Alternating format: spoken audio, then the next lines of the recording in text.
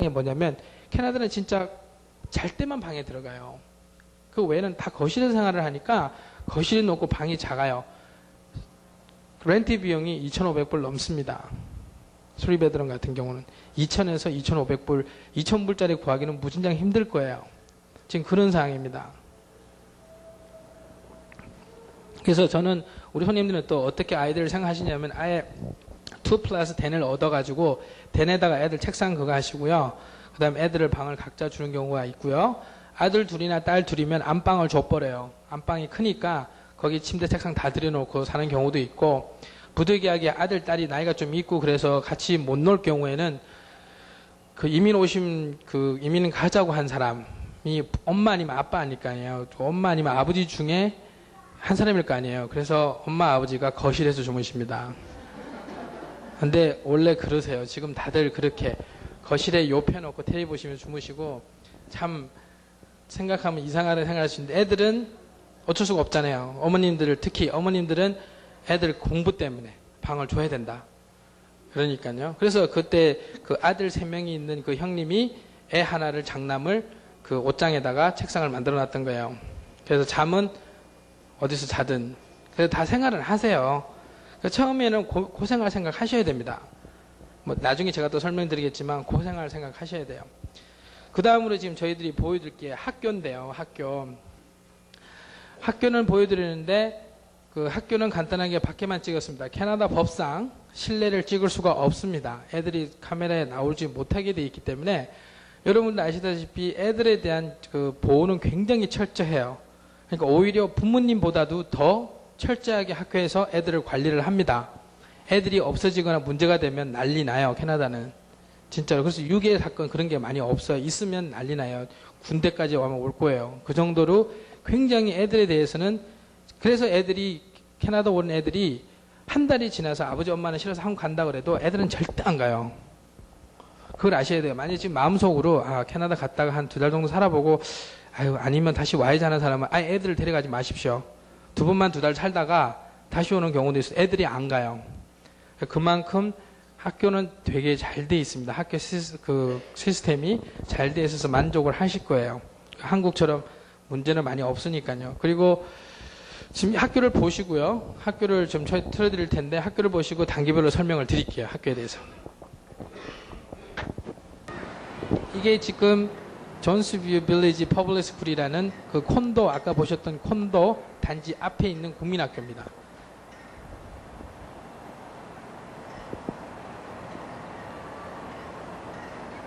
참고로 학교는 공장같이 생겨서도 학교 안에 실내 체육관은 다 있습니다. 어느 학교든. 그리고 운동장은 전부 다 잔디구장입니다. 근데 딱 보시면요. 학교 이야기 하니까요. 아버지들은 다 나가서 담배 피러 나가시고요. 엄마들은 다 앉아 계셔. 딱 표가 나요. 엄마들은 한 분도 안 나가시는데 이게 학교 운동장입니다. 운동장이 공원 같죠. 애들이 이렇게 여기서 뛰어놀다가 한국 가자 그러면 아무도 안 가요.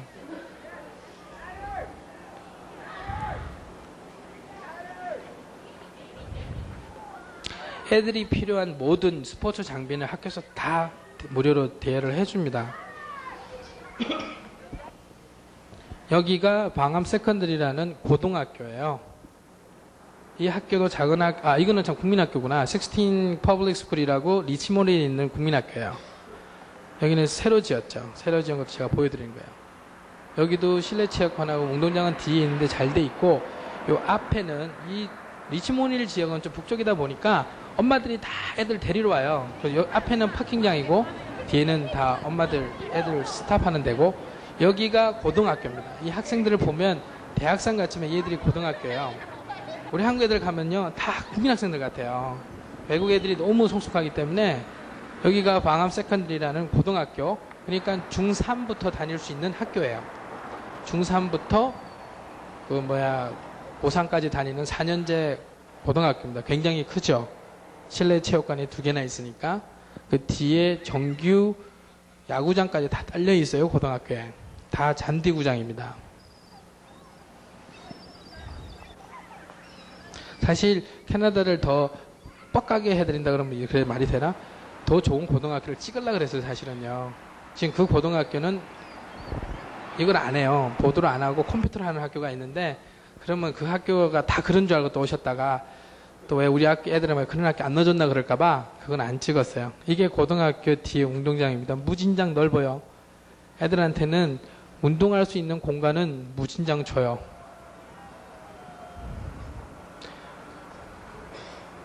지금 이 캐나다도 문제가 있는 게 저 뒤에 보이는 요 보이는 게 뭐냐면요. 이 막사 같은 거 있죠. 저게 교실입니다. 한 반에 30명 이상은 못 넣게 돼 있어요, 법적으로. 그러니 학교가 아무리 커도 모자라니까 저런 거를 또 만들죠. 그래도 안에는 잘 돼 있어요. 근데 밖에 보기에는 막사인데 이게 이제 애들 테니스장이고요. 저기 학교 옆에서 보는 고등학교 전경이고요. 그 다음에 나오는 게 칼리지고 이제 그 다음에 뭐 학교 설명하겠는데 이거는 간단하게 보여드리면서 학교 설명을 드리기 위한 거예요. 이게 세네카 칼리지라는 그 전문대학교예요. 그러니까 학생들이 우리 한국 학생들이 여기 저희 세네카 칼리지에 한 800명에서 1000명이 다녀요. 어머님이 아버님이 아셔야 되는 게 저도 이 학교를 2년을 다니고 난 다음에 토론토 대학으로 전학을 갔었는데 한국에는 뭐 입시 떨어지고 뭐 그러면 전문대학 가잖아요. 4년대는 못 가기 때문에. 근데 여기는 아닙니다. 고등학교 졸업하고 전문기술비원을 학교예요. 여기가 취직률이 70%가 넘어요. 오히려 대학보다 훨씬 높습니다. 여기 세네카 칼리지 학생 수가 3만 명이 넘어요. 캠퍼스가 저는 캠퍼스가 8개가 있습니다. 이게 지금 캠퍼스 뒤에 보이는 저 건물이 뭐냐면 학생 기숙사예요. 호텔처럼 돼 있죠. 학생들한테 이건 실내고요. 학생들한테 기숙사 보조비가 얼마냐면요.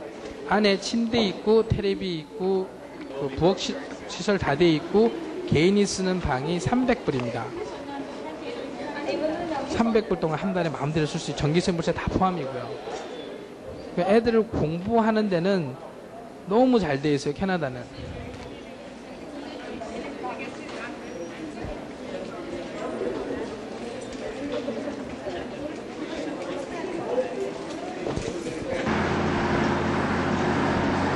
여기는 학생들이 파킹할 수 있는 차 파킹 대수가 15,000대를 수가 있어요. 학생들이 다 차를 갖고 다니기 때문에. 저 뒤에 보이는 것도 콘도들이에요. 저 옆에 이쪽에 보이는 게 다 파킹장입니다. 전체가 다 차들 학생들 대게 돼 있고요. 이는 부대 시설이 잘 돼 있다 그냥 형식으로 보시고 지금 보니까 자제분들이 대학 갈 나이에 있으신 분은 없으신 것 같아서 그냥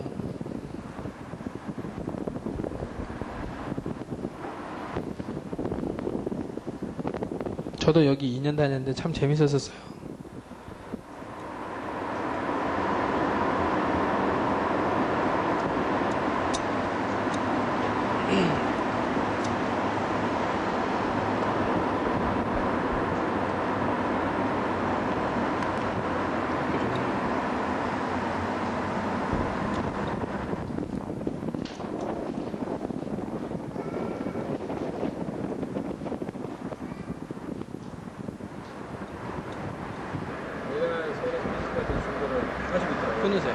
꺼주세요.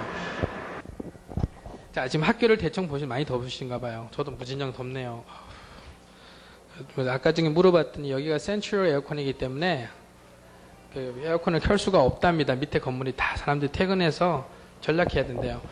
근데 그 학교 문제는 궁금한 점이 엄청 많으실 거예요. 학교에 대해서. 근데 학점은 그러니까 쉽게 말씀드려서 애들이 왜 들어가자마자 한국을 안 간다냐 그러냐면 애들한테 엄마들이 그래요. 무슨 캐나다 왔더니 애들은 공부를 안 시키고 매일 노는 거고 매일 놀러 다니고 뭐 운동화만 단다고 날마다 그러시는데 그런 과정에서 애들이 배워가요. 교육 시스템이 틀리다 보니까 그거를 이해를 하셔야 돼요. 애들에 대해서는. 그리고 애들이 제일 힘들어하는 게 한 가지가 뭐냐면 언어죠. 언어인데 국민학교, 그러니까 한 8학년 이전까지는 그나마 괜찮아요. 애들이 금방 적응합니다. 엄마, 아버지 상상을 초월하실 거예요. 애들이 영어 배우는 거는 문제는 엄마, 아버지지 애들은 걱정 없이 막 배워나가요. 그런데 고등학교 때 오는 애들, 중3, 고3에 고등학교 때 오는 애들이 힘들어해요. 저도 고3 때 마치고 이민을 갔기 때문에 제가 그걸 알죠. 굉장히 힘들어요, 애들이. 힘든데 요즘은 그 한인들이 이민을 많이 왔고 이민자들이 많이 학교로 들어온 상태라 ESL 프로그램이 옛날보다도 더 잘 돼 있어요. 그래서 문교부 각 학교마다 코리안 카운슬러들이 항상 한 명씩 들어가 있습니다. 이제는 한국 사람들이 막 들어가고 있어요. 그래서 애들이 답답하거나 문제 있는 게 엄마한테 상의를 한들 엄마가 외국 사람한테 가서 뭐라고 컴플레인을 하겠어요? 할 수가 없거든요. 아무도 안 하세요. 애들이 해달라 그래도. 엄마 아버지가 그냥 다녀 그러지 직접 가서 이야기하신 분 단 한 분도 안 계세요. 그 중에 좀 더 신경질 나시는 분은 저한테 오세요. 와서 쟤 같이 가자.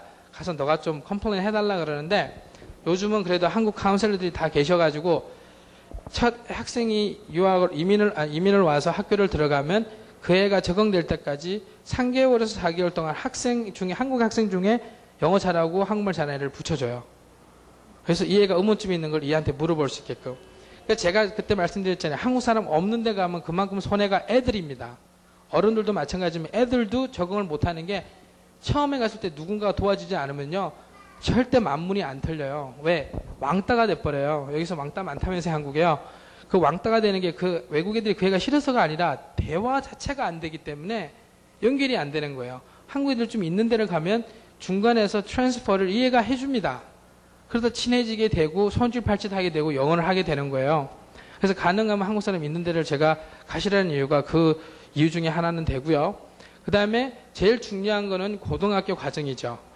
많은 분들이 내 아들은 영어를 못해, 내 딸은 영어를 못하니까 한 학년을 낮춰줘 막 그래요. 유학 오시는 분들도 그렇거든요. 그건 잘못된 생각이세요. 학년을 낮춘다 그래서 그 애들이 대학을 더 잘 가는 게 아니에요. 고등학교를 가시게 되면 애들이 다 대학처럼 교실을 찾아다니면서 수업을 받습니다. 그러니까 뭐냐면 9학년 수학을 들었으면 이 수학을 패스를 해야 10학년 수학을 택할 수 있는 자격을 줘요. 우리 한국은 10학년이 되면 당연히 10학년 수학을 듣죠. 패스를 하든 못하든. 캐나다는 안 그래요. 그래서 외국 애들을 보면 수학 못하는 외국 애들을 보면 12학년이고 졸업한다고 어쩐다 그러는데 9학년 수학 듣고 있어요. 그 애들은 10학년, 11학년, 12학년 수학을 다 맞춰야 갑니다. 졸업장이 나와요. 그러니까 우리 학생이 만약에 10학년이라 그러면 저는 10학년에 들어가라 그래요. 왜? 이민자들이 많다 보니까 12학년 과정을 맞춰도 1년을 더 줍니다. 학교에서. 그 1년 안에 또 못하면 그때야 어덜트 스쿨이라고 그래서 또 학교가 따로 있어요. 근데 가능하면 한국 애들 거기는 안 갈라 그러죠.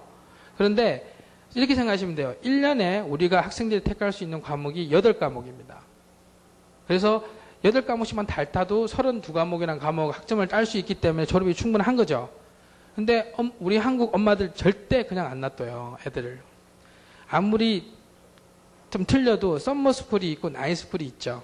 외국 애들은 방학 때 되면 썸머스쿨이 거의 3개월 가까이 되기 때문에 겨울에 방학은 거의 없어요. 3개월 정도 되기 때문에 애들이 무진장 노는데 동양 애들, 우리 한국 사람뿐만 아니에요. 홍콩 애들도 마찬가지예요. 그 애들은 썸머스쿨을 듣습니다. 썸머스쿨 듣는 이유가 뭐냐면 학점을 미리 따놓으려고요. 그게 원래 썸머스쿨은 1년이 지난 공부를 하는 과정에서 못한 과목들을 그때 하게 돼 있는 게 원래 썸머스쿨이에요. 근데 지금 우리 한국 사람들 개념이 뭐냐면 썸머스쿨을 미리 따자. 썸머스쿨 쉽게 점수를 주니까 미리 따놓는 거죠. 그래서 어떤 애는 1년 일찍 고등학교를 졸업합니다. 학점을 다 따버려가지고. 그리고 나이스쿨까지 가요. 엄마들 때문에. 나이스쿨 가고 썸머스쿨 가고 1년에 한국 사람은 거의 10개의 크레딧을 따죠. 그러면 그걸 4년을 공부하면 40개죠. 30개만 있으면 졸업이 되는데 40개 크레딧 따는 애들도 있다는 거죠. 그러니까 그런 식으로 시스템이 돼 있기 때문에 애들은 제 개인적인 생각은 그냥 흐름대로 따라가게 놔두는 것이 훨씬 나아요. 애들 잘 갑니다. 뭐 한국 애들 많은 데 가면 나쁜 짓 하고 뭐 하고 캐나다 오시면 알아요. 특히 형님들은 다 아실 거예요. 캐나다 오시면요. 이런 데서 어떻게 사냐 그래요. 애들도 마찬가지입니다. 놀 데가 없어요. 캐나다에서 토론토에서 제일 애들이 나쁜 데 가는 데가 PC방입니다. 그 다음으로 나쁜 데가 노래방이에요. 그 외에는 갈 데가 없습니다. 애들이. 애들한테 한번 물어보세요. 지나가다가 너 요새 뭐 하나 그러면 공부해요 그래요. 그 왜 공부하냐 그러면 할 게 없어서요. 진짜 그게 캐나다입니다. 진짜 할 거 없으세요. 가면 놀 데가 없어요. 캐나다는 항상 가족주의로 놀기 때문에 가족주의를 생각하는 곳이니까 애들 공부에 대해서는 그렇게 생각하시면 돼요. 그리고 저 상세한 거에 학교에 대해서 디테일하게 이야기하면요. 밤샘을 해도 안 되잖아요. 이야기가 안 될 거고 지금 제가 다른 데는 질문을 안 받아요. 제가 질문을 안 받는데 이 학교 문제는 궁금증이 되게 많으실 것 같아요. 그래서 내가 질문을 한 3분만 받고 그 답변을 드릴게요. 혹시 질문하실 분이 계시면 손 들으셔가지고 저한테 질문 좀 해주세요. 학교 설명 다 안 해드렸는데 질문. 네, 잠시만요. 사립학교하고 공립학교. 학교는요, 캐나다에 가시면 2가지의 공립학교가 있습니다. 한 가지 학교는 캐톨릭 스쿨이고요. 하나는 공립학교예요. 캐톨릭 스쿨의 숫자나 공립학교 숫자나 똑같습니다. 캐나다는 그 캐톨릭 재단이기 때문에 캐톨릭 스쿨과 똑같은데 사립학교는 또 상황이 틀려요. 사립학교들은 거의 유학생들이 많습니다. 그리고 명문 사립은요, 우리 이민자가 들어가기에는 조금 힘이 들어요. 애들이 못 쫓아갑니다. 왜냐하면 ESL 프로그램들이 잘 안 돼 있는 경우가 많고요. 또 거기 있는 현지인들도 진짜 좀 괜찮다는 애들 집어넣는 상황이고요. 일반 사립을 이야기하는 게 아니라 명문 사립을 이야기 드리는 거예요. 일반 사립들은 단점이 뭐냐면 유학생들이 전 세계적으로 많이 와 있습니다. 그 학교가 운영을 하기 위해서는 어쩔 수가 없어요. 현지인들 가지고는 운영이 안 되기 때문에 그런 장단점이 있죠. 그래서 저는 이민 오신 분한테 사립학교 절대 못 가게 합니다. 공립학교가 훨씬 나아요. 보조도 많고 훨씬 낫습니다. 근데 고등학생인 애들 중에는 사립학교 가는 경우가 있어요. 학점 때문에. 그 어머니 아버지 생각이 뭐냐면 얘가 영어를 제대로 배우든 어쨌든 학점이 좋아야 대학은 어플라이가 가능하니까 대학 넣어놓고 난 다음에 또 시간을 두면서 영어를 하면 되지 않겠냐는 생각 하시는 분도 계시기 때문에 그렇게 하시는 분도 계시는데 거의 대부분은 공립으로 그냥 가시는 경우가 거의 대부분이시고 또 비용도 만만치 않아요. 사립학교가. 명문 사립들은 수학여행 같은 거 놀러 가는 거를 유럽으로 가요. 영국이나 프랑스로 막 놀러 가고 그래요. 그 애들은. 그것도 처음에 와가지고는 아버지가 힘들죠. 엄마는 괜찮지만 아버지가 많이 힘들어요. 그러니까 그거보다는 제일 실질적인 상황에 사립보다는 공립이 낫습니다. 그리고 뭐 주위에 유학 보낸 분도 계시고 하시겠지만 유학도 공립이 나요. 공립으로 들어가는 게. 유학 공립으로 하시는 게 낫고 그 다음에 또 학교에 대해 설명 아까 손 드신 분 예, 뭐 여쭤보실까요? 네네. 편입 안 되십니다. 편입이 왜 안 되냐면요. 많은 분들이 캐나다 대학교가요. 되게 미국 대학교보다 못한 거로 생각하세요. 근데 미국의 대학교는 토플 550이면 들어가죠. 캐나다 대학은 커트라인이 600입니다. 600점이 안 되면 대학교를 못 가요. 이민을 오신 학생들이 고등학교를 다녀도 4년 이하가 된 애들은 토플 점수가 있어야 4년대 대학을 들어갈 수가 있어요. 그러니까 편입은 안 되고요. 그럴 경우에는 저 같은 방법을 쓰죠. 저도 대학교 1학년 때 왔잖아요. 근데 편입보다는 어떻게 해가지고 제가 욕대학이라는 데를 들어갔었어요. 근데 제가 이 여담 겸 이야기 드리는데 제가 얼마나 비참했는지 설명을 드릴게요. 갔는데 욕대학을 제가 들어갔어요. 다른 사람들이 부러워할 정도로 들어갔는데 저 6개월 만에 퇴학당했습니다. 저 학교에서 기물 부순 것도 없고 수업 빠진 적도 없어요. 근데 퇴학당했어요. 왜냐하면 숙제를 안 내가지고 못 쫓아가요. 뭐 제가 못 쫓아가는 데서 다 못 쫓아가는 건 아니지만 거의 대부분이 그렇게 돼요. 그랬더니 그 애들이 제시를 한 게 뭐냐면 다시 고등학교를 다니래요. 그러니까 제가 시험을 봐서 고등학교를 다시 들어갔어요. 우리 집에 있는 지역에 있는 학교를 갔는데 시험을 어떻게 또 한국에서 배운 분이 있으니까 좀 봐가지고 고등학교를 넣어줬어요. 그 요크 메모리얼 컬리지 인스티튜트라는 세컨더리 고등학교를 들어갔는데 딱 책상에 첫날 수업 들어간 날 내 옆에 앉아있는 애가 제 3살 어린 여동생이에요. 같은 반이었습니다.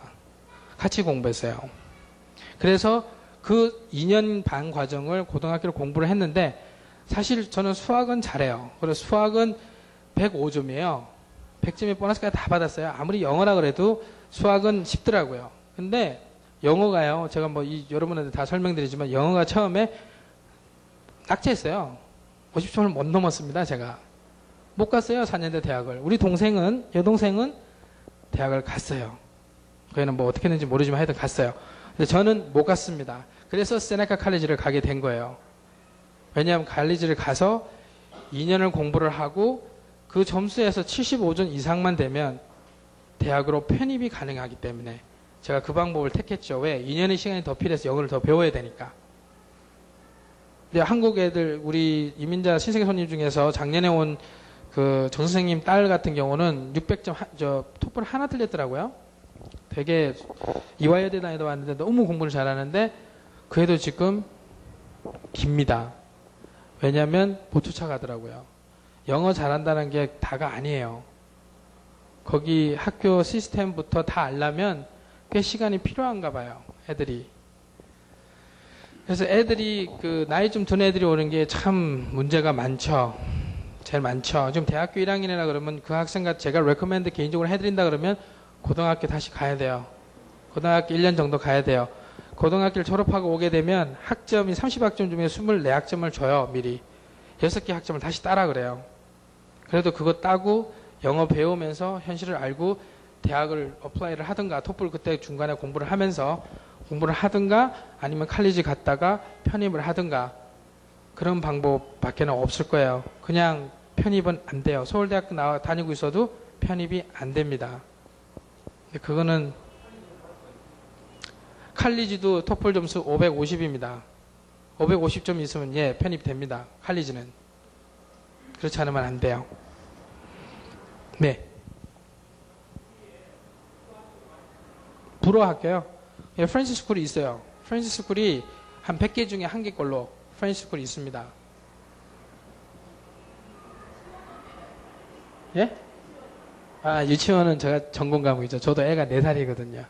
4살하고 2살 딸을 데리고 있는데, 우리가 만으로 4살, 여기 나이로, 캐나다 나이로 만 4살이 되면, 주니어 킹더가든 데를 갈 수가 있어요. 무료입니다. 캐톨릭도 마찬가지고, 공립도 마찬가지고, 어느 곳에나 주니어 킹더가든이 있고, 5살 때가 되면 시니어 킹더가든을 가게 되고, 그 다음에 1학년을 들어가게 돼요. 그러니까 만으로 한국 나이 7살이죠. 7살 되면 국민학교를 들어갈 수가 있는 거죠. 그게 거의 국민학교 같이 붙어 있습니다. 그런데 주니어 킹더가든이나 시니어 킹더가든은 오전반 아니면 오후반이에요. 하루 종일 안 합니다. 오전 아니면 오후만 할 수가 있어요. 근데 애들이 무진장 좋아하죠. 시설이 잘 돼 있으니까. 또 다른 질문이 있으세요? 직업학교요.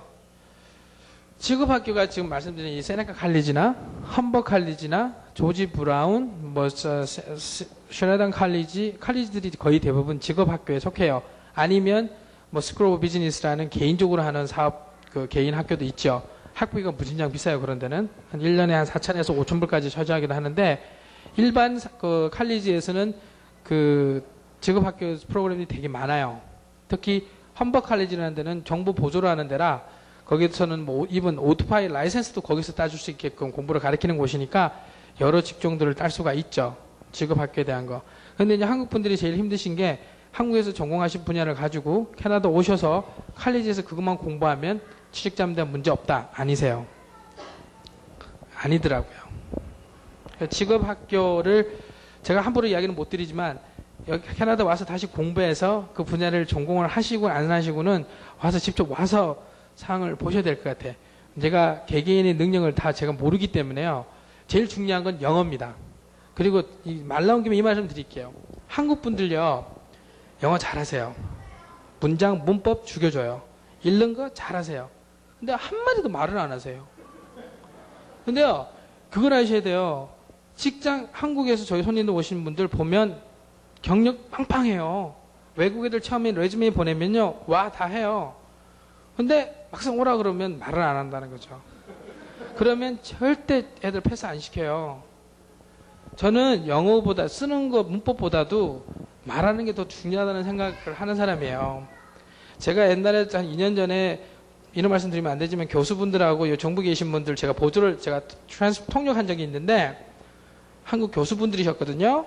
교수래 영문과 교수분이시고 고등학교 영어 선생들 해가지고 정부에서 어떻게 오셨는데 한마디도 안 하시더라고요. 그러면 그 밑에 배우는 애들은 어떻게 이야기를 하시겠어요? 그래서 지금 지루하시니까 제가 여담으로 이 말을 해드릴게요. 얼마나 그 영어가 웃기냐면요. 어떤 분이 제가 이렇게 누구라고 설명드리면 가서 만날 수 있는 분이기 때문에 제가 그 배경을 보시면 박사학위 받으신 분이세요.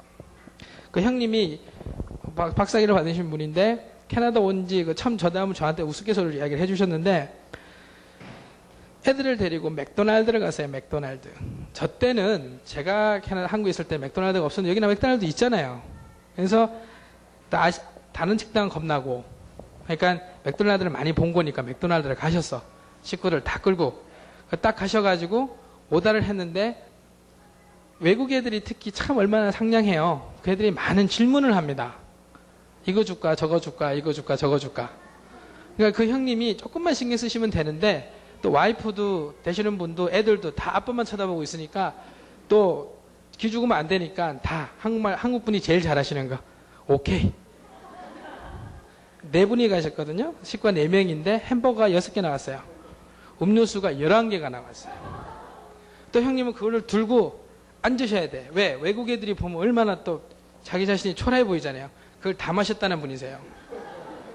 그런 일이 지금 웃으시죠? 가시게 되면 생깁니다. 애들이요, 아빠한테 그래요. 아빠 가서 저거 사줘. 아버지 마음이 뭐라 그러냐면 내가 돈이 없어서가 아니고 어떻게 사는 거를 모른다는 거예요. 그러니까 마음이 되게, 형님들이 오시면 스트레스 무진장 받으세요. 형님들이. 왜? 애들은 별 모르니까 아빠한테 이거 해줘 저거 해줘 막 이야기하는데 아버지 입장에서, 한국에서 다 했던 아버지 입장에서는 못 하시는 거예요, 그거를. 그러니까 스트레스 많이 받으시거든요. 그러니까 이민 신청하신 분들이니까 제가 지금 말씀드리고 싶은 거는 컨버세이션. 그거 좀 많이 하세요, 말. 근데 첫판 깔고요, 이야기 하셔도 돼요. 캐나다는 특히 이민국가이기 때문에요. 영어 잘하는 사람 별로 없어요. 오히려 말은 무진장 잘하는데, 사장님 이야기 하셨죠?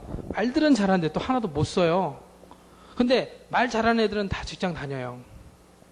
잘 쓰는 사람은 집에서 텔레비 봐요. 그게 지금 문제가 있는 거예요, 그게요. 그러니까 저 진짜 부탁입니다. 계실 때 말하는 걸 하세요. 아니면 애들 캐나다 처음 가면 엄마들이 텔레비 막 못 보게 막 뭐라 그러시, 텔레비 보게 하세요. 여기 지금 보니까 유선방송에 외국 방송 많이 나오던데 보게 하세요. 애들 귀 뚫립니다. 제일 중요한 건 귀 뚫고 말하는 거예요. 아무리 학력이 좋아도 말 못하면 땡이에요. 완전 만사 땡이에요.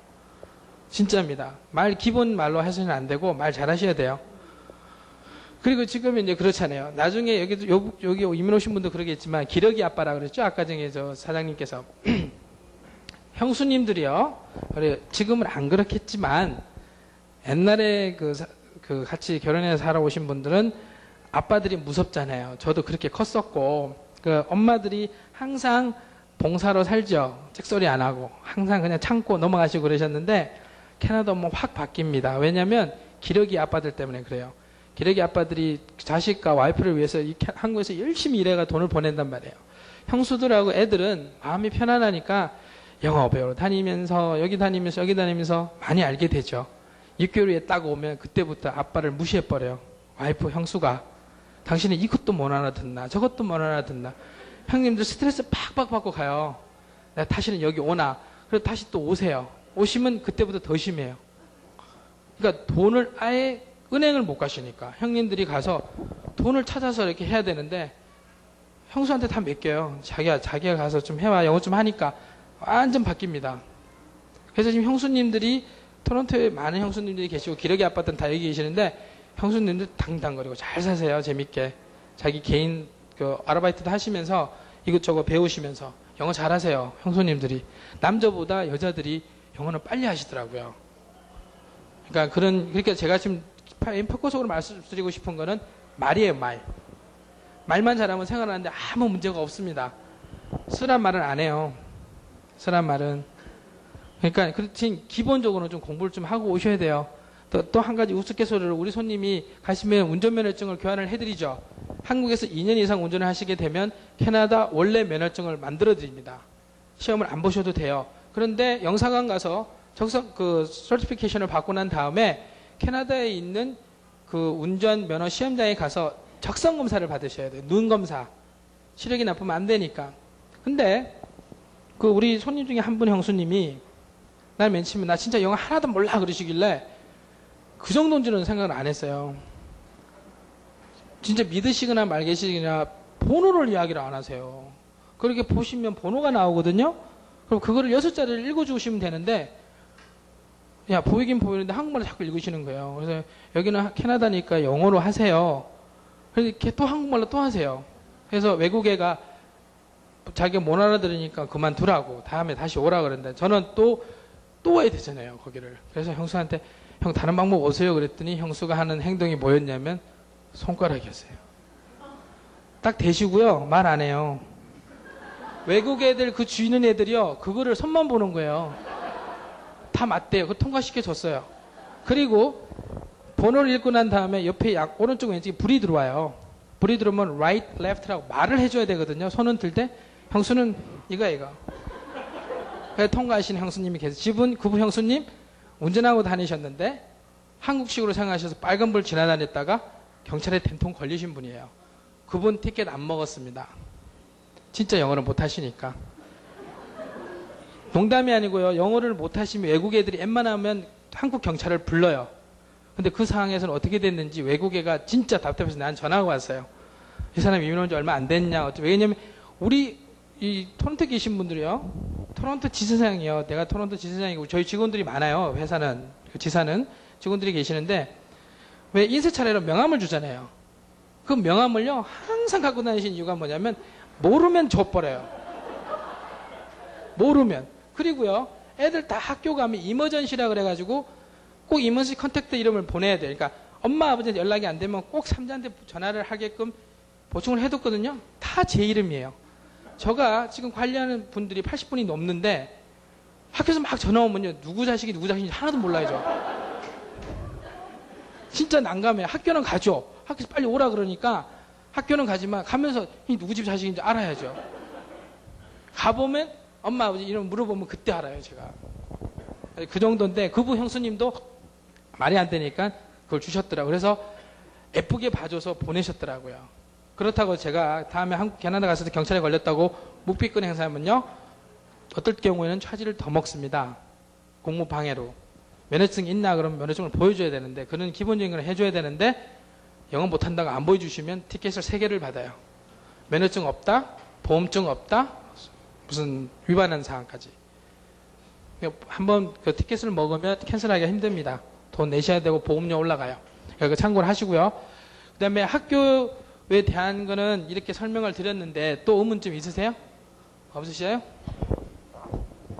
근데 아까 전에 집 이야기에서 한 가지 제가 빠뜨린 게 있어요. 저 집 계약하는 거예요.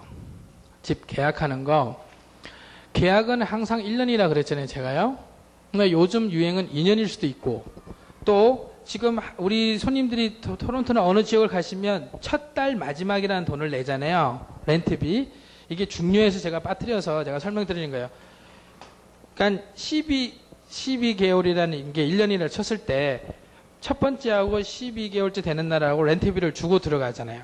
왜냐하면 주인 쪽 입장에서는 홀딩된 돈이 있어야 그 다음 렌트비를 안 내면 그 돈으로 대처를 하기 때문에. 근데 작년 재작 2년 전부터는 6개월이라는 돈을 내요. 그러니까 첫 달하고 뒤에 5개월을.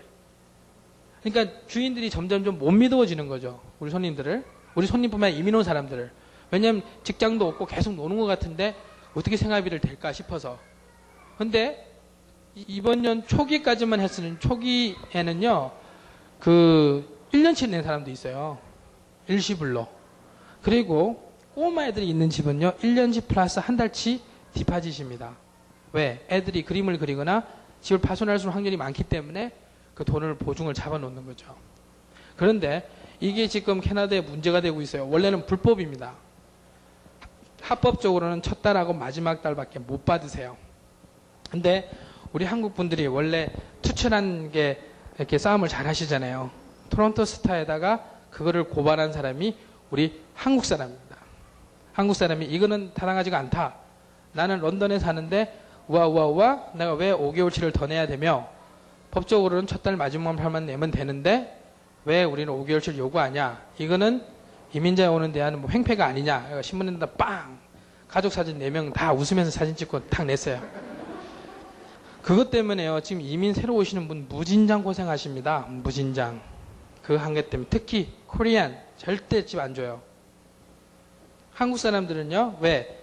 첫 달 마지막 5개월 내신 분도 나중에 다른 집으로 이사 갈 때는 뭐라 그러냐면, 야, 5개월 미리 줬으니까 거기에 대한 이자를 내놔라 그래요. 그건 타당합니다. 합법적이에요. 이자를 미리 줬으니까 얼마가 안 되든 몇백 불은 나오거든요. 근데 이렇게 생각하시에요. 뭐 한국 분들이 그런 말 잘하시죠. 화장실 들어갈 때 나올 때 틀리다고. 들어갈 때는 그 이야기를 분명히 복덕방에 하고 들어갑니다. 5개월치를 먼저 줘도 이자는 생각하지 마십시오라고 이야기를 하고, 근데 그걸 법적으로 넣지를 못해요. 사인을 하다가. 말로 하시는데 한국 아저씨들 안 해요. 그거는 그때는 그때고 다른 사람 다 받는데 나도 받아야 된다. 자, 그래서 지금 무슨 문제가 생겼냐면 토론토에 있는 집에요. 60% 이상이 중국 사람이 주인입니다. 중국 애들이 굉장히 부자예요. 그 애들이 전체적으로는 40% 정도가 주인이고 주택을 생각했을 때 한 60% 이상이 주인인데 중국 애들이 김씨, 이씨, 한국 사람 성씨는 안 줘요, 집. 굉장히 저희들이 힘들어졌습니다. 그래서 뭘 가져오라 그러냐면 뱅크 개런티라는 걸 갖고 와라 그래요. 그러니까 자기가 거래하는 은행에서 보증을 해줍니다. 그게 뭐냐면 제가 A라는 사람한테 집을 렌트를 해야 되는데 내가 크레딧이 없단 말이에요. 직장을 안 다니고 인컴 낸 세금 낸 게 없다 보니까 이 A라는 사람을 믿게 하기 위해서 1년치의 그 돈을 은행에서 보증을 하고 잡아놔요. 그러니까 은행에서 이 주인한테 뭐라고 주냐면 당신이 렌트해준 그 사람의 1년에 가까운 얼마를 우리가 쥐고 있다. 단지 당신이 예스를 하고 이 사람이 예스를 했을 경우 이 돈을 풀어주겠다라고 계약기를 하게 돼 있어요. 뱅크 개런티 떼는데 300불에서 500불입니다. 그 말이 무슨 말이냐면 이자보다 돈이 더 들어간다는 말이죠. 그분 말 한마디에 한국 사람 돈 더 들고 있어요, 지금. 지금 문제가 많습니다. 근데 아직까지는 우리 신세계 손님들은 억지로라도 맞추고는 있거든요.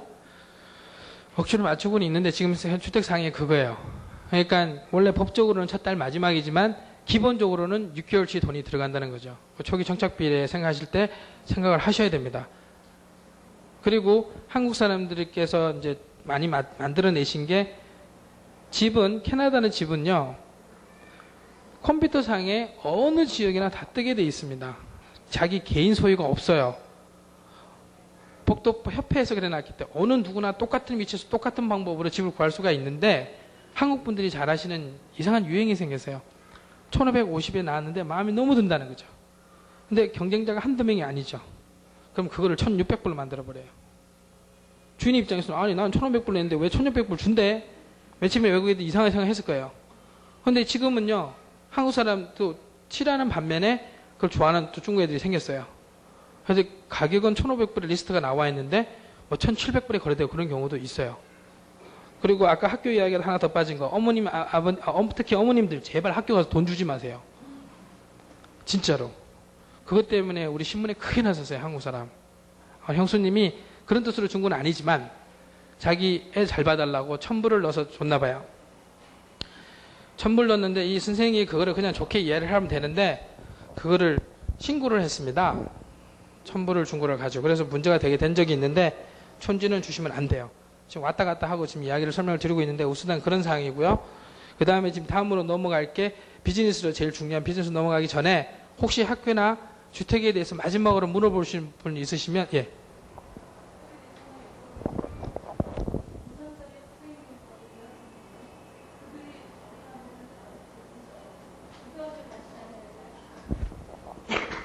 고3은 우리가 흔히 말하는 11학년으로 집어넣어요. 한 학년을 고등학교 졸업했어요? 졸업을 한다고요?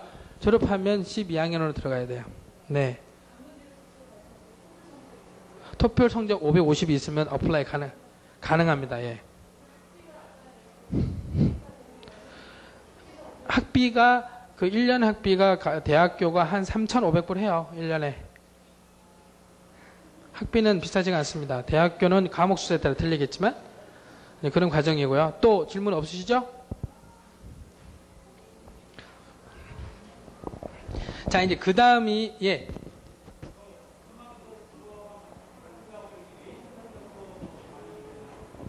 예? 내신 성적이 대학 갈 때 반영이 되냐고요? 반영이 되죠. 12학년 성적이 다 내신 성적으로 들어갑니다.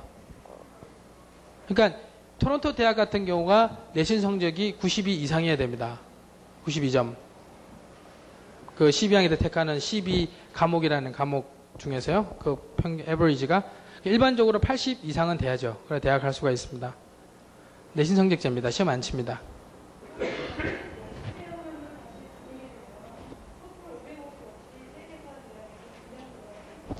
더 희한한 게 그거예요. 토플 점수 없이 고등학교 현지 캐나다 고등학교 졸업장이 있으면 칼리지를 또 갈 수가 있습니다. 그래서 그게 더 쉽다는 거죠. 토플 550 받는 게 저는 어렵더라고요.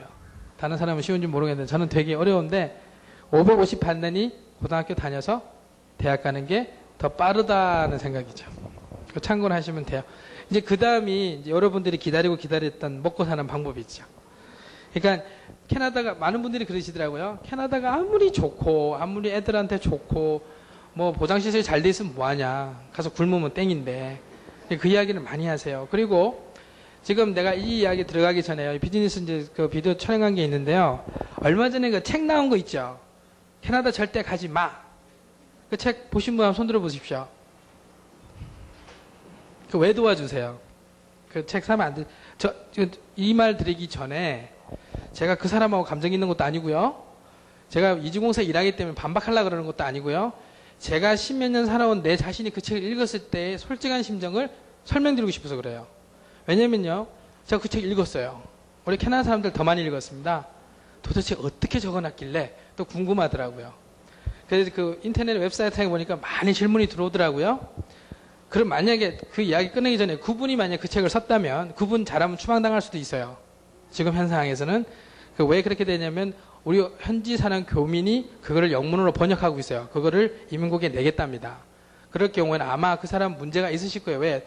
너무 나쁘게 적어놔서 이민국에서 볼 때는 그러면 사시면 안 되죠. 그 책을 내놓고 한국에 와서 사셔야죠. 근데 그분은 안 가세요. 늘 속에서 잘 살아요. 요번에 차 바꿨다고 뭐 교회 가서 살아가시고 그랬다 그러는데 그건 잘못된 내용이죠. 그게 또 어느 정도 우리가 이해를 할 정도로 아 그래 이거는 한국이 낫지. 이런 면에서 이런 고생이 있을 수 있지. 우리가 사는 사람이 그걸 읽었을 때 인정이 갈 정도 같으면 그 사람한테 뭐라고 못하겠어요. 그런데 그분들이 그 이야기하는 것들 집 보면 한국 사람들 다 거지야. 그리고 거기 있는 사람은 다 도둑놈이에요. 그리고 목사들은 뭐 돈밖에 안 밝히고 뭐 전부 다 어른들은 앉아서 지렁이 잡으러 간다고요? 지렁이? 그런 사람이 어디 있습니까? 지금 캐나다에. 없어요. 아무리 힘들어도 지렁이는 안 잡아요. 지렁이 잡는 사람들은 지렁이 잡는 건 옛날 이야기고요. 그냥 그 정도 각오를 하고 오라는 이야기고요. 근데 지렁이 잡는 분들 계시죠? 계신 분이 뭐냐면 그 지렁이 한 번만 갔다 오면 돈이 장난이 아니에요. 그러니까 돈이 좀 수입이 많다 보니까 애를 한번 운동 삼아 가는 경우도 있어요. 진짜로. 그리고 지렁이 잡으러 가신 분들 형수님들 보면 영주권자가 없으신 분들 비영주권자 불법 체류하시는 분들이 많이 가세요.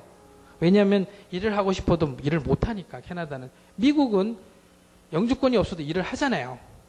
여기서 일을 하고 저 캐시 받고 일을 하는데 캐나다는 굉장히 철저합니다. 물론 비영주권자들 일을 하시는 분들 계시게 한국 가게에서 캐시를 받으시면서 근데 걸리면 주인까지 박살이 나니까 잘 없어서 그런 거고요. 그 책 내용을 보면 애들이 마약을 한다 뭐 어쩐다 뭐 나쁜 얘기 되게 많더라고요. 저 몇 년 동안 살면서 애들 내 주위에 마약하는 한 명도 못 봤어요. 물론 하는 애들도 있겠죠. 그거는 있을 거예요. 제가 모르니까. 근데 저도 생긴 게 이렇게 생겼어도 참 잘 놀았거든요. 저도 캐나다에서 참 잘 놀았습니다. 나는 뭐 이것 저것 모르는 데가 없어요. 참 저도 놀기 좋아하는 놈이었는데 글쎄요. 저 주위에는 그런 게 없었어요. 저보다 더 놀아야 마약을 해야 되는지 모르지만 제가 논 바에 의하면 마약은 그렇게 안 해요. 애들이 탈선을 그렇게 안 하는 편입니다. 그리고 그 내용 중에 한 가지 더 가보면요. 그 차를 찍어가지고 한국 사람들이 거지인 것처럼 막 이야기했죠. 아까 내가 보시라 그랬죠. 차 뭐 캐딜락이 어떠니 이렇게 참고로 이야기 드린 이유가 뭐냐면 한국에 현지 다니는 차들보다 이민 가신 분들 차 다 좋은 거 타고 다니세요. 차들은. 그리고 캐나다는 차가 부의 자랑이 아닙니다. 진짜로. 여기는 뭐 에쿠스나 타야지 뭐 누가 대우를 해주는지 모르겠는데 거기서는 에쿠스를 타든 이번 똥차를 타든 똑같아요. 대우는 똑같습니다. 그리고 한국 분들이 타고 다니는 건 중형차 미니밴을 많이 몰고 다니시는데 그렇게 절대 오지마처럼 포니2 찍어놓고 그 엑센트 그 도요타 그 차 하나 뭐 십몇 년 된 거 찍어놓고 전부 다 이런 차 타고 다닌다고 이야기를 하셔서는 안 되죠. 참고사항으로 말씀드린 거예요. 그러니까 인터넷에 떠 있는 내용이나 책으로 나온 내용이 잘못된 내용이 진짜 너무 많아요. 진짜로 많으세요. 그리고요, 그 많은 분들이 이민 가셔가지고요, 웹사이트에 띄우고 하시는 분들은 몇 분 안 되세요. 그거 한번 시험해 보세요. 몇 분 되는지. 이민 온 사람이 도대체 몇 명인데요. 또 우리 한국 사람은 잘 사는 사람들은, 잘 세대에 사는 사람들은 그 올 시간적이 없어요. 바쁘니까. 꼭 안 된 사람이, 당한 사람이 화풀이를 거기다 하시는 거죠. 또 그 인터넷 사회에서 보는 거는 또 우리 새로 가시는 분들이니까 이건 뭐야, 이런 일이 있구나, 저런 일이 있구나, 캐나다 개판이네, 그러다 포기하니 안 가니 그러신 분도 계시는데, 그거는 이제 판단하시기 나름이지만, 제가 참고로 말씀드린 거는 캐나다 오신 분들, 친구분들 계실 거예요. 전에에서 3년 이하 되신 분들은 다들 힘들어 한다 그래요. 왜? 한국에서 살던 내용하고 거기서 사는 내용이 너무 자꾸 비교가 되니까. 그러니까 그런 이야기는 하시지만, 5년 이상 되신 분들한테 또 전화해가지고 너 어때? 내가 갈까 말까? 어떤 분은 오지 마. 이제 그 정도 생활하고 있으면 거기서 살아. 그런 말을 하시는 분도 계시지만, 니는 어때? 그러면 나는 좋아. 다 이야기를 하신다고요. 싫어하시는 분들이 없으세요. 생각으로 많이. 그게 제일 중요한 게 지금 시작하는 비즈니스죠. 비즈니스만 셋업이 되면, 그러니까 이렇게 생각하시면 돼요. 캐나다는 중립국가인 거 아시죠? 중립국가입니다.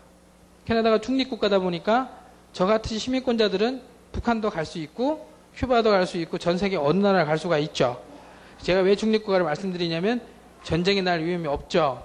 두 번째, 캐나다는 자연재해가 없습니다. 여름에 비가 안 와요. 장마철이 없습니다. 겨울에 오는 눈으로서 수량이 결정이 되고요. 세 번째, 토네이도가 없습니다. 네 번째, 태풍도 없습니다. 그러니까 그렇게 심심한 나라죠. 문제가 없으니까. 그런 면에서는 안전하다는 거죠. 그리고 먹고 사는 것만 결정내면 다 만사 오케이예요. 근데 그 비즈니스가 제일 힘든 게 뭐냐면, 지금 시작하기 전에 제가 한 가지 더 말씀드리고 싶은 게, 말을 안 하시면서 어떻게 장사를 합니까? 그렇잖아요. 가게에 서가지고 옛날에 어떤 할아버지는 그렇게 하셨대요. 그렇게 하셔도 됩니다. 그 할아버지는요, 그 유명한 할아버지예요. 그 캐나다에서 웬만한 사람은 다 아는데, 그 할아버지는 나이가 너무 드셔서 오셔서 비즈니스 하려고 해서 안 되신 거고, 우리 분들은 다 젊잖아요. 다 공부 많이 하신 분들이고, 그 할아버지는요, 물건에다가 번호를 다 붙여놨대요. 600개가 넘는 번호를 붙여놓고요. 제일 많아가는 번호를, 그 담배죠. 담배 종류가 한 100가지가 돼요. 담배에다 번호를 다 붙여가지고, 할아버지는 그거는 공부를 하셨대요. 1, 2, 3, 4. 그러니까 그 번호만 부르면 그걸 집어주는 거예요. 외국 애들도 말 안 해요. 하이, 7, 그러면 그거 주는 거예요.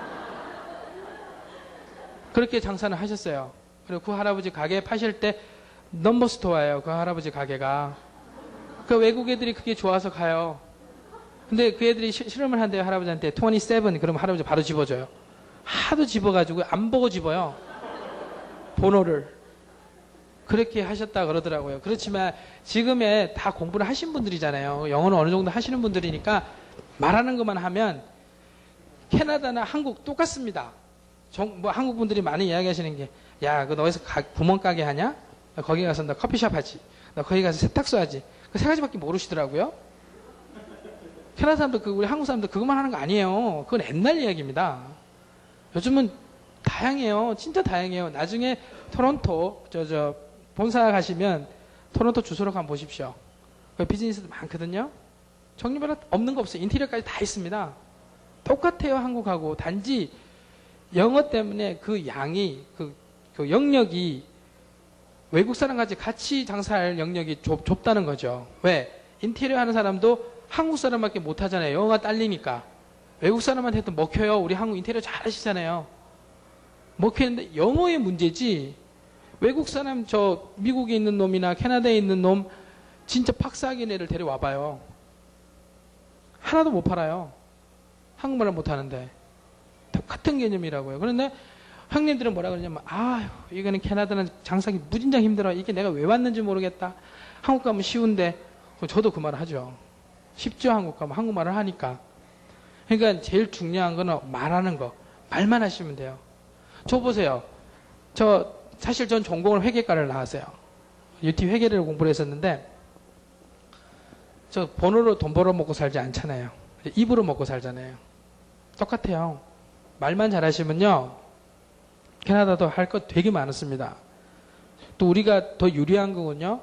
한국이 캐나다보다 10년이 빠르다는 겁니다. 어떤 분야에서는. 또 어떤 분야 평균을 따지면 5년이 빨라요. 한국에서 유행했던 거 캐나다 유행 옵니다. 캐나다도 인간들이고 그걸 좋아하게 되니까요.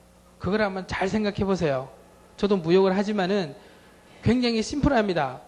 일본에 갔다가 한국 갔다가 LA 갔다가 뉴욕 갔다가 토론토로 와요. 유행이. 그게 제가 엄청난 걸 가르쳐 드린 겁니다. 돈 떼돈 벌 수도 있고 돈 많이 벌 수 있고 안정에 살 수가 있어요. 근데 그런 생각은 안 하시고 꼭 고정된 거. 왠지 아세요? 캐나다 이런 말이 있으시죠. 공항에 딱 내렸을 때 처음 만난 사람 비즈니스를 따라간다고. 근데 그분들은 그거밖에 모르거든요. 그러니까 친구들도 다 가게 하는 친구는 다 가게 하는 친구들이에요. 그러니까 그것만 보다 보니까 인포메이션이 얻다 보니까 다른 건 겁이 나서 알아보지를 못하는 거예요. 그러다 보니까 한쪽으로 계속 쏠리게 됐던 건 사실이에요. 근데 지금은 저희들 같은 컨설팅도 있고 회계사, 변호사, 한국 사람 무진장 전공 인물이 많으세요.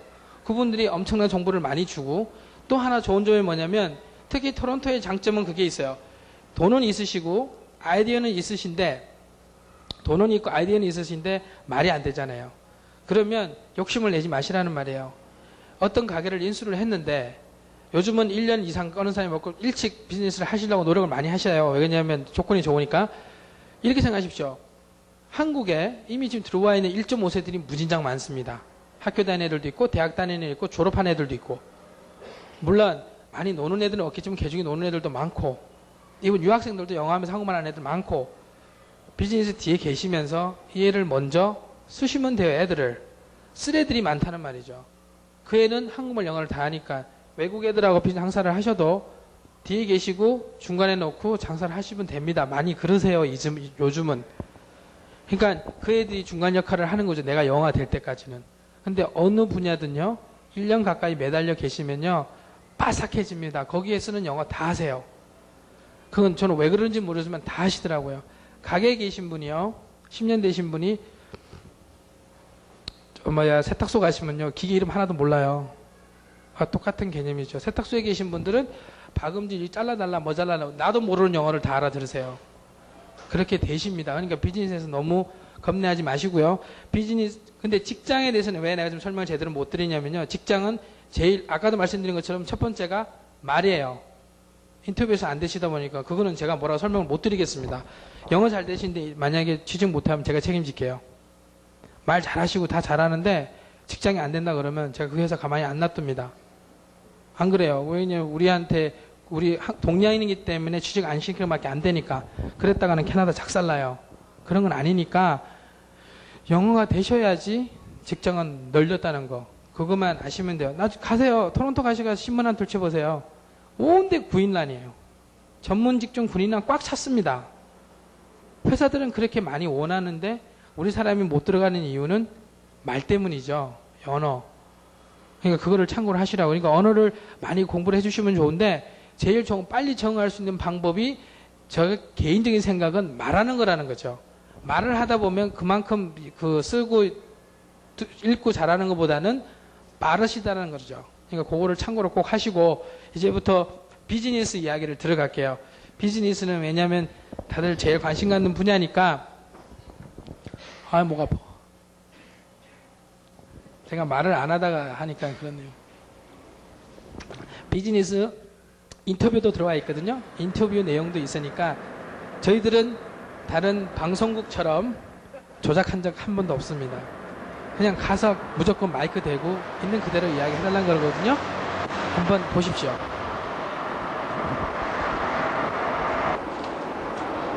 이 조그만 가게를 하시면서 첫 번째 나왔던 집을 사신 분이세요. 이 가게 한 지는 1년인가 1년 조금 넘었어요.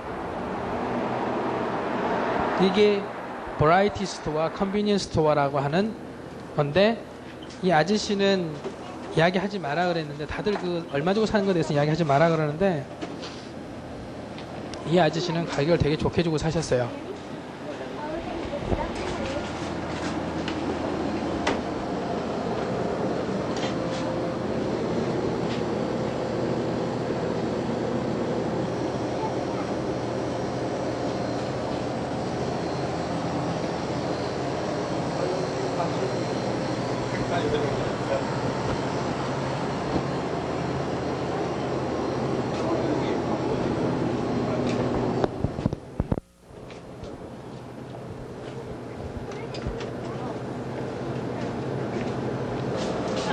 By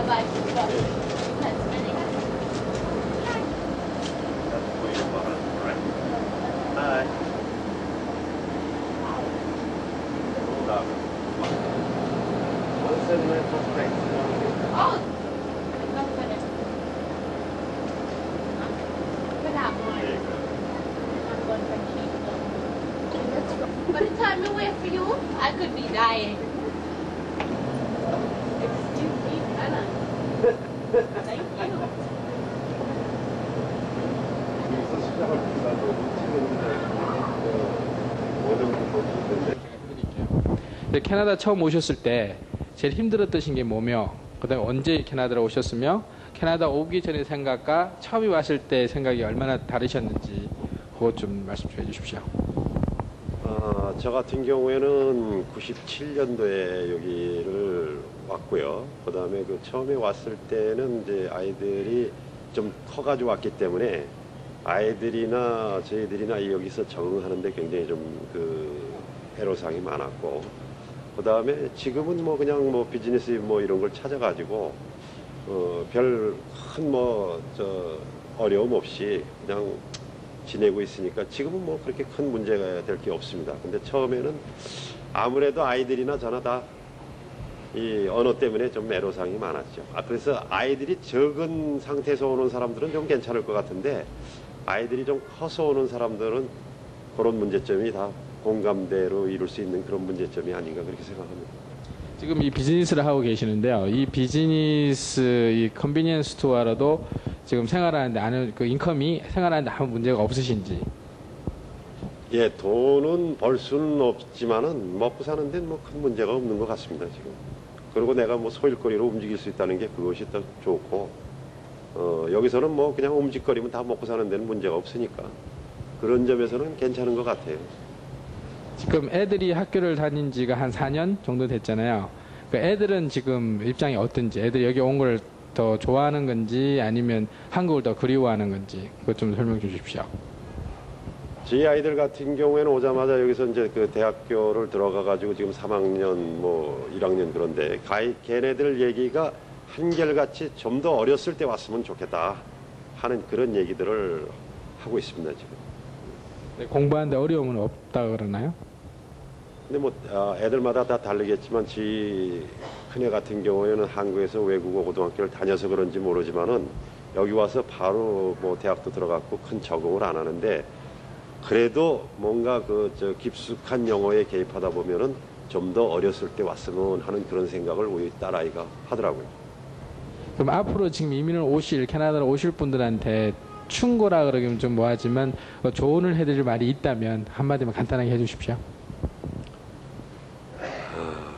허황된 꿈만 안 가지고 오면 될 것 같습니다. 그리고 열심히 일하는 사람은 살 수 있는 데가 캐나다니까 그냥 뭐 어영부영 하겠다는 생각보다는 내가 뭔가 좀 열심히 하겠다는 쪽의 생각을 갖고 있는 사람들은 계속 와야 된다고 저는 생각합니다.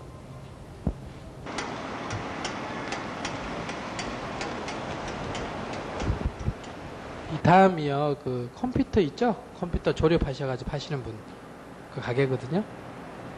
근데 항상 제가 아까 말씀드린 대로 형님들이 그렇게 자신감이 없어요.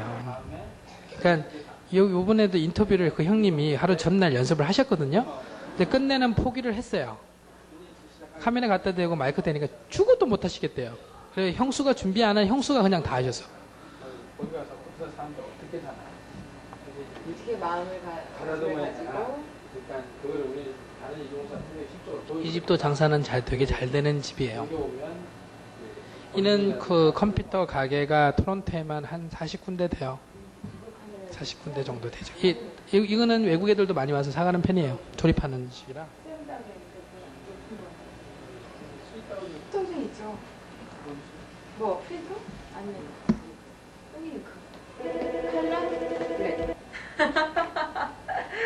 네. 저 지금 형님은 저 뒤에 있습니다.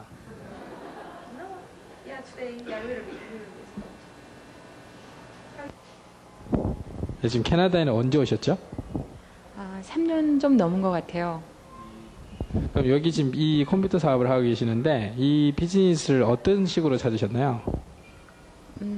처음에는 이 컴퓨터를 하려고 그러는 게 아니고 다른 거를 하려고 많이 돌아다녔어요. 그러니까 스시 가게를 하려고 토론토 하고 뭐 이 근방을 정말 열심히 이제 열심히 찾았는데 스시 가게 하려고 한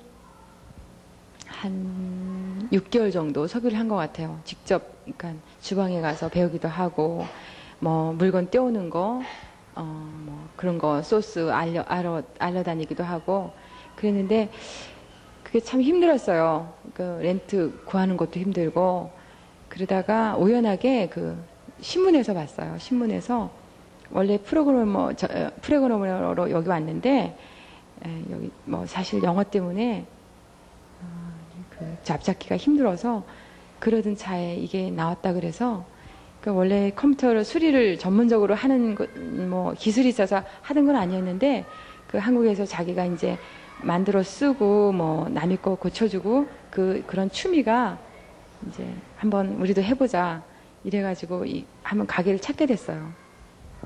근데 지금 컴퓨터 사업을 하고 계시는데 지금 하고 있는 현재 그 캐나다 생활이 어떠신지 이제 안정이 되셨는지 아니면 애들은 어떻는지 전체적인 이야기 좀 해주십시오. 이렇게 이제 간단하게 물어보니까 간단 명료하게 대답하기가 참 힘든데 처음에 와서 뭐 쉬웠다 그러면은 그건 아니죠. 처음 올 때 참 다들 마찬가지겠지만 대단한 각오로 이제 오잖아요.